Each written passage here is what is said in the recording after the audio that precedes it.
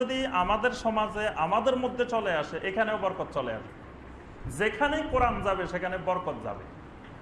কোরআন নাই, বরকত নাই। এই জন্য নবী সাল্লাল্লাহু আলাইহি ওয়াসাল্লাম বলছেন, যেই অন্তরে কোরআন নাই সেই অন্তর কালবাইতুল খারিব, সেটা হলো বিরান একটা ঘরের মতো। যেই ঘরের মধ্যে ধরেন 15-20 বছর ধরে কোনো মানুষ বসবাস করে না, এইরকম একটা ঘর।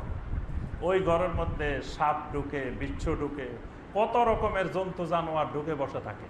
কারণ এখানে মানুষও থাকে না, কেউ থাকে না, খোঁজ খবর হলো না, এমনি ঘর একটা এখানে পড়ে আছে। প্রাচীন দেখবেন এরকম অনেকগুলা, যে আমাদের ইতিহাসের অনেকগুলো প্রাচীন ঘর এরকম এই সংস্কৃতি মন্ত্রণালয়ের আন্ডারে বিভিন্ন জায়গায় জায়গায় এগুলা প্রত্নতাত্ত্বিক হিসাবে রাখা হয়েছে।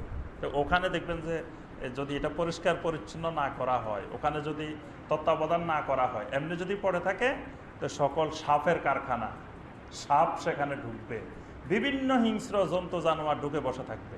যেই অন্তরে কোরআন নাই, যেই কালবে কোরআন নাই, সেই কালবেও এরকম সাপ, বিচ্ছু, হিংস্র জানোয়ার ঢুকে বসে থাকবে। এজন্য বেশি বেশি কোরআনের সাথে সম্পর্ক রাখতে হবে। তাফসির শুনবেন রমাদান মাসে বেশি বেশি করে। আর এই তাফসির তো এখন আমরা সহজভাবে, যত সহজেই আপনাদের কাছে পৌঁছানো যায় তত সহজেই আমরা প্রচেষ্টা চালাচ্ছি। একদিকে ইউটিউবে পাবেন, tafsirulquran.com পাবেন, তারপরে তাফসিরুল কোরআন অ্যাপস খোলা হয়েছে, সেখানে পাবেন, আপনি মোবাইলে শুনতে পারেন।